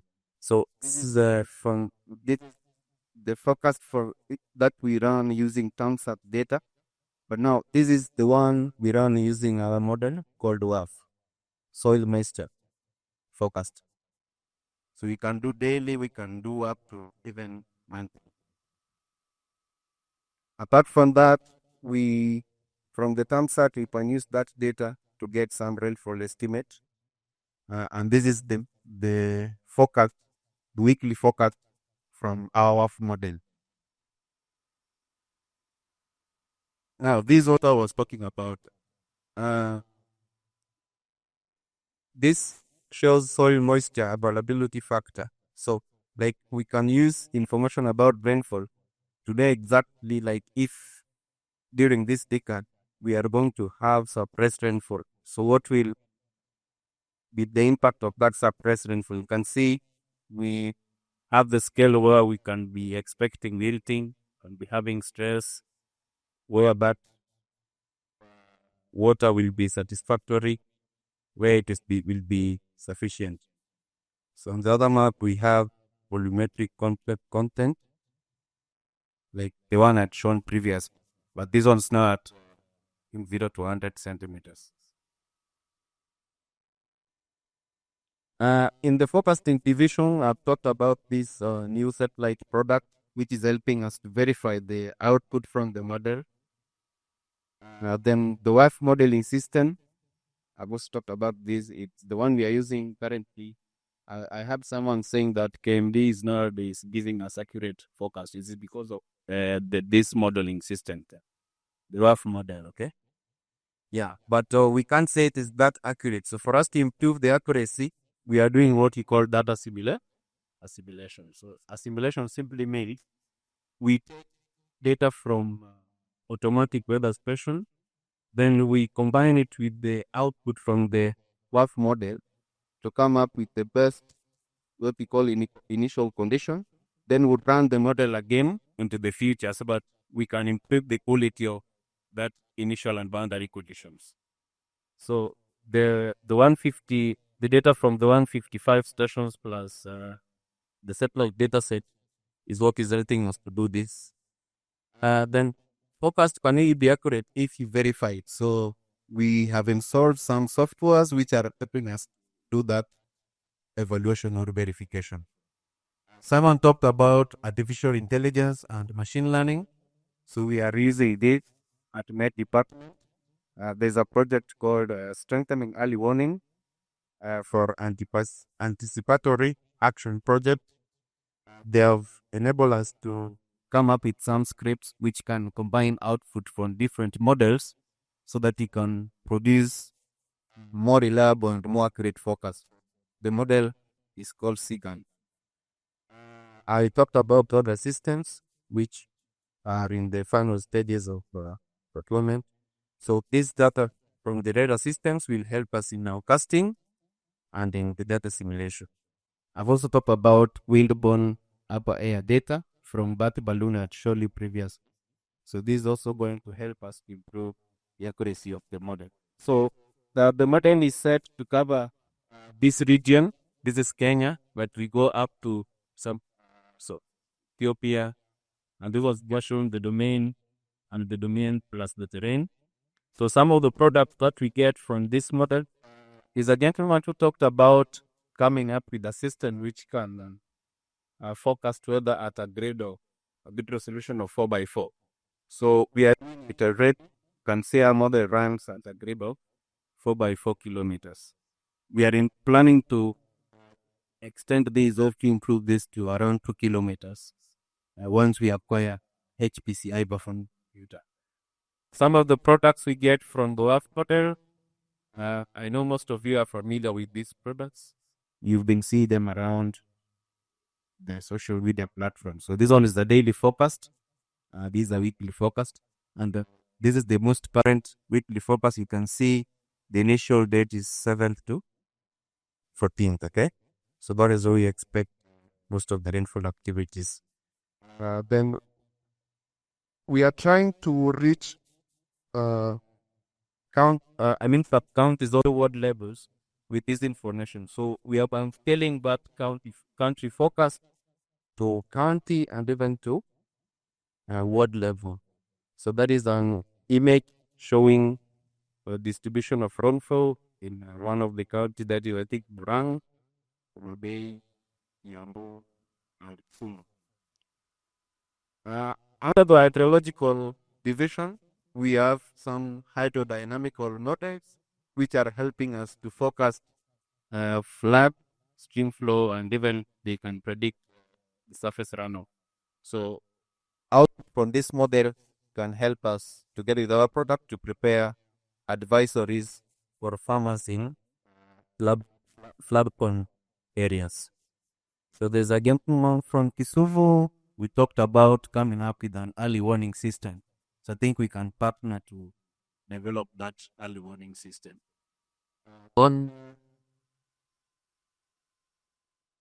Once you get that accurate forecast, you need to pass that information to the public. So what are some of the things you are doing to reach the users? Dissemination. So under public service section or division, we are developing an interactive website. I wanted to connect that so that I show you how you can click a point and even get the exact amount of rainfall for that point. Maybe at the end of this talk, we are developing this, but it will be launched, I think, by February next year. We have developed so far one mobile application called Faster app. I'll also demonstrate where you can get this. And then those images, for you to access them, you either use a Google Drive link from AMD, but you can't share that link to everyone. So what we are doing currently is we are developing an app where you can be able to access all those graphics and images. So it will be called KMD Weather App. Someone talked about social media platforms. KMD already have verified X page. We have a WhatsApp channel. We have a Facebook page. Sometimes we use emails to pass this information to the users. Then at count level, represented by the CDMs, the assistants in scaling this information to the grassroots levels through barazas and such. Now, this is the interface of the Faster app. It looks like this. Then this is how the KMD web app would look like. So if you install it, you just click on Get Focus Images, get images for county and for country. Counties and country. Then you can get summary in form of written summary for different parts of the country. Then you can also access weekly rainfall. So maybe give me 2 minutes, I'll show you how to access information from.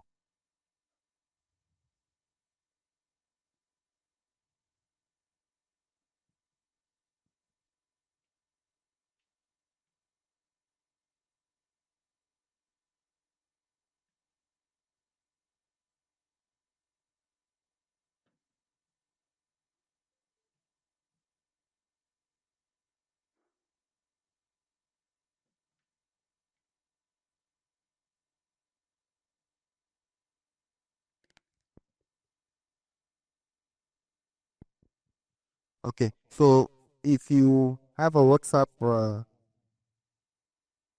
app, you can search Kenya Meteorological Department.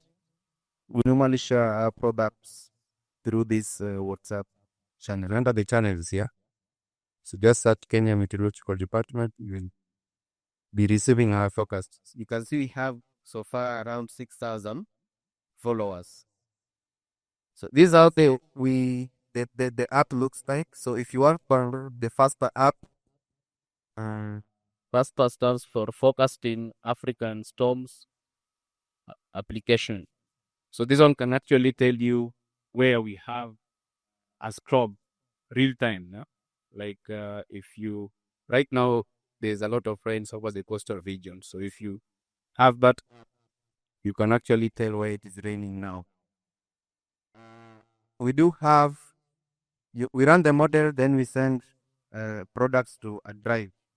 So there's this drive. You have the link, just click there, then you get our forecast. And you can see there is that forecast for soil moisture. So if you want this product, you just download and use it. And then we have another website or platform called KMD Map Tool. So this one we have, if you want historical information or let's say rainfall for, well, you can sort the year of interest there. Then you can even pick, you want daily precipitation, we just click what you want, then it will generate for you a map. So this one is also very important if you want to analyze the climate of a given place. Apart from that, let me go take you back. We had talked about onset and climate suitability for crops. So this one is also advising people on suitable crop that can be grown in a specific region. And it also advises you on the onset, the historical onsets. Then this is what we are coming up with, the new squad site. So this website will be interactive in a way that if we run the model, we just send you the forecast, the data, then you click on a part.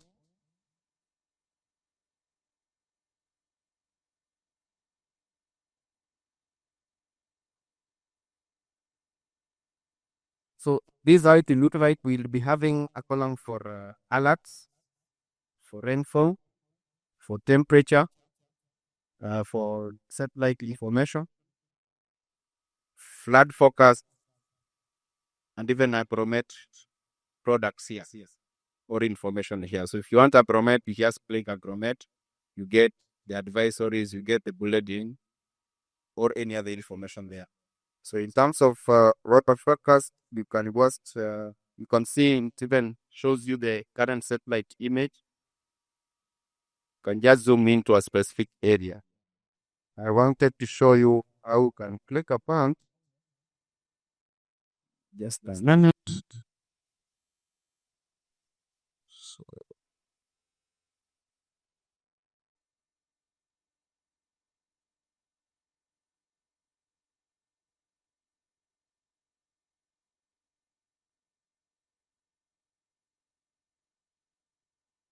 Sees the internet is slow. Yeah, so there's something wrong. so that is how we intend to have this website. It looks like. And that's the end of my presentation. Thank you.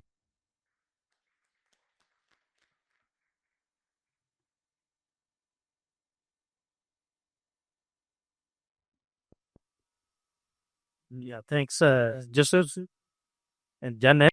I believe there are some questions for them. In the interest of time, I will allow one for each of them. Any question to Janet or question to Joseph?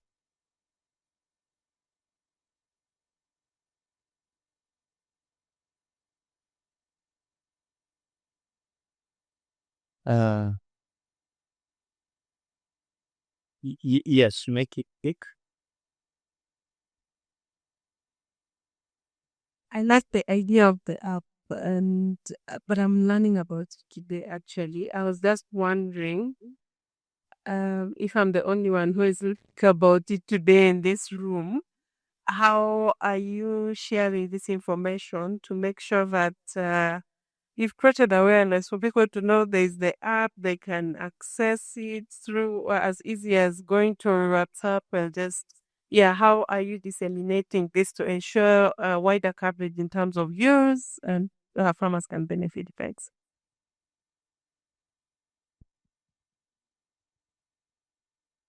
The first app, I think it was developed in the year 2018, if I'm not wrong, around 2018, 2019. So we normally share in that WhatsApp channel, we do share the link to where you can access the app. The WhatsApp channel, you just type KMD, Kenya Meteorological Department, under the channels section. So we are also in our Facebook page. I think they normally share the link to where you can access that app. Then in the X as well, and the Twitter.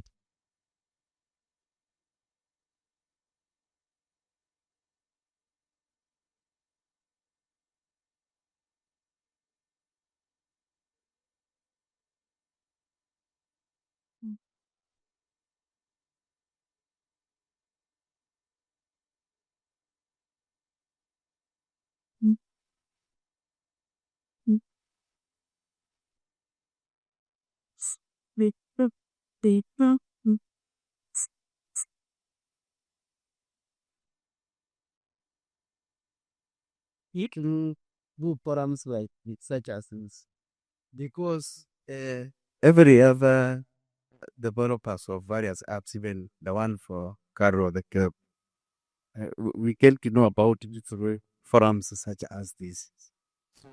So, other than the channels he has mentioned, in forums like this, during like when you are doing co-production, so production of the forecast, the advisories at the every end of the seasons, you find that we have stakeholders from all those who are the agriculture sector on board, and this information is disseminated. So I think it's just time and yeah, people know about it.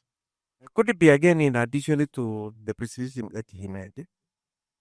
I'd like also to clarify some of the, not clarify, just actual information, the products you source. These products are informed from the probe carrier, which again, Carol has developed actually. For example, the fuel moisture satisfaction index, which infers the water requirement satisfaction index. It's meant to like give us a focus for the agricultural drought, which is very important, especially for the farmers. And then there is also we talked about the soil exhaustion. This start of the soil moisture. Talked of different depths, 0 to 10, then 10 to 45, at 5 to 100. Those depths. This meant also to inform soil moisture levels are different within the depths for different categories. Otherwise, this information is disseminated through such programs. Thank you. Thank you very much. Technician? Sakome? Back it. Very, very big.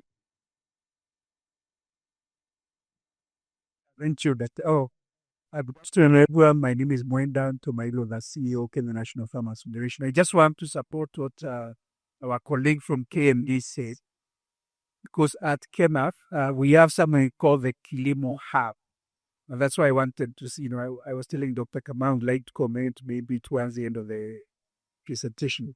Kilimo is an ecosystem that we created for what we call Platinum KNAV members. As you know, KNAV is a membership-based organization. And if in this membership category, you get a lot of information, including targeted weather data. And what we do is that we get from KMD, we get from the KOP, that is CARO. We also get from ECPAC, the IGAN Climate Prediction and Application Center.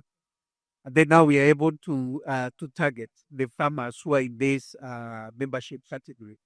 And in this action is realized, and like I don't remember who talked about farmers not understanding, we do have a lot of farmers actually who are quite savvy in this country, and they are dealing with particularly culture value chain, coffee, and dairy. That is from our experience. And for these farmers, we're able to give them to pack their data from the three sources. And we've seen, of course, these farmers appreciating that. And again, I have said in this membership category that is called platforms, which means they actually pay for that, of course, among other services. So I don't exactly remember where we got the KMD, but we normally get your updates. EC Plus as well, and then KOP. Thank you. So thank you very much. Seems we have a lot of information out there, and through forums like this, you can be able to make that people aware about that. But we also need now to be ambassadors, especially those of us that work with farmers every day. We can cascade this information to the level where the users are. So I think we need to stop it there and now close up. And I would request Sarah of ICE to make ICCD, International Center for Evaluation and Development, to make some closing remarks. Then thereafter, Director Tegemeo would make the closing remarks. Then we close it with a vote of thanks and prayer. Thank you very much, Sarah. Welcome.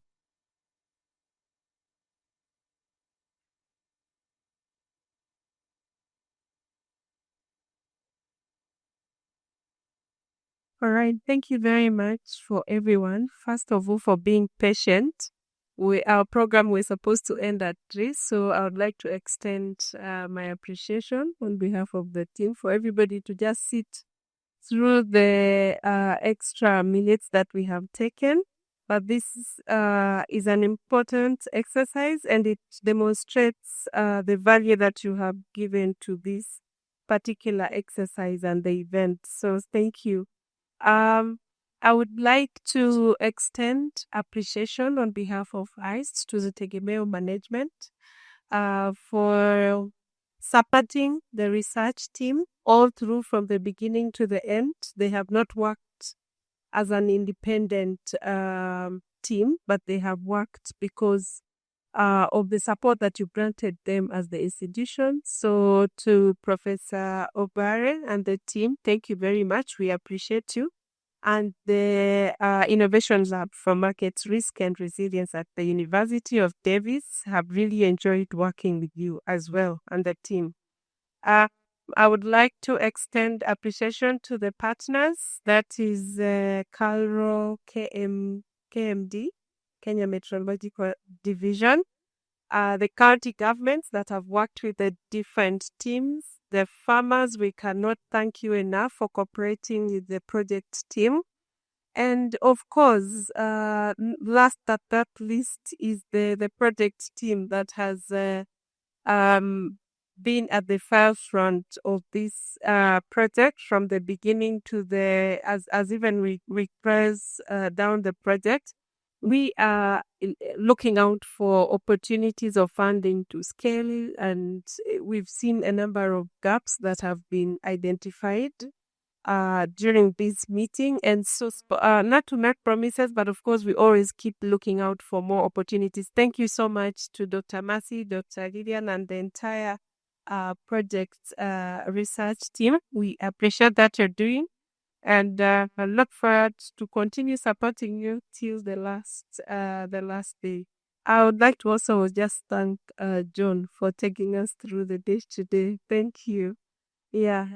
And to everyone, if I've forgotten anyone, please forgive me. But I tried as much as possible to pick out. So thank you so much. And with that, I would say from the part of ICE, thank you.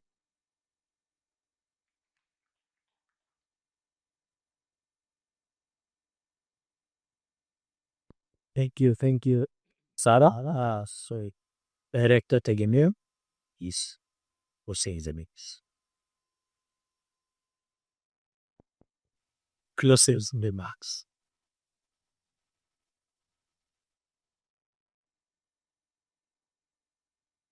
Thank you very much once again. All protocols observed once again. I wish to thank you all for the time that you spent. It has been a long time. I hope you've learned 1, 2, 3, or 4 things. And if there are some that we might have overlooked, I think, as Sarah said, the there are opportunities whereby we are likely to interact in the future. Our objects and our happiness is when we provide the kind of information that then kind of like surfaces the primary users of the information that we kind of like generate. And here I'm making reference to the stakeholders, the farmers. Already Sarah has just mentioned, we are there for you. We are there to support you. We are there to provide information that possibly policymakers can use in order to enhance your livelihoods. To the researchers, academicians, I think I saw in that list of those who are on, obviously, the kind of presentation that were made here included methodologies, approaches, data design, etc., etc. And particularly, I think the realm of impact evaluation, the critical role of impact evaluation in any project that is being studied or is intended to have an impact on whatever sector of the society. But in this case, we are just making reference to the actual subsector. And also, so I've talked about the farmers, I've talked about the academia, who are very, who got the goodness makers, obviously. Yeah. And the county representatives across board, I think it has been nice interacting with you. Let's keep it up. Just raise up the issues that you might just find that need some attention, and particularly from our side. We are very much willing. We have the capacity, as I said. Tegemeo has been and will be might as well outlive some of us. So I think we'll be providing the expertise that we can possibly provide, and generally so. With those very many remarks, thank you once again for finding time to join us. It has been a pleasure. We look forward to seeing you wherever you go. Just have a safe trip. And as I said, um, maybe if you happen to come to Nairobi, just pay us a visit to Tegemeo. We have an open door policy. You're going to be able to even interact with the researchers at a close range and so on. So, with those very many remarks, once again, thank you very much and God bless you.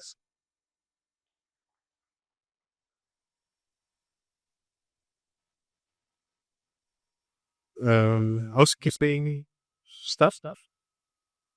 Yes, thank you. Thank you very much. I think there is no need of another vote of banks. Sarah provided vote of banks, and Prof has also provided both of that. So that's for housekeeping. Fufania, you would like some people to see, right? Yes. She would like some people to see her, please. So don't go before you see her. The year that gave us the main card, I think she's the password to the exit. So don't exit before you see her. So at this point, we just want to thank all of us and wish you well as you travel back to where you have been. And we shall continue interacting so that we can continue developing our ag sector in Kenya. I would want to request of the lead here to pray for us.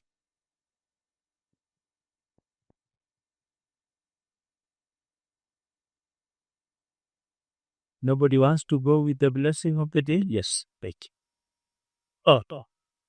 So, now that he stood fast, you said, please. Let us pray. Baba wetu sisi wetu begin. tunakushukuru, nasema ni asante kwa jioni ya leo. Mungu wetu, tulianza na wewe Bwana, tumemaliza na wewe. Asante kwa ajili ya wataalamu, kwa ajili ya hali ya anga, hata maafisa wa kaunti mbalimbali ambao wamekuja kututembelea, hata ni idara ya Tegemeo ambao Mungu wetu wametufundisha mambo mengi. Baba, tunasema ni asante, maana umetupatia hekima, maana Mungu wetu sisi kama wakulima hapa tumekuwa tumepofuka, saa zingine tunapanda vitu ambavyo vibaya, lakini Mungu tunakushukuru leo. Tunaomba Bwana wale wanaosafiri kwenda Nairobi, anasafiri kwenda mbalimbali, wacha Mungu kawalinde na Mungu kainuliwe na ukatukuzwe. Sifa zote ni zako, ni katika jina la Yesu tunapatikana. Amen. Thank you very much and see you next time.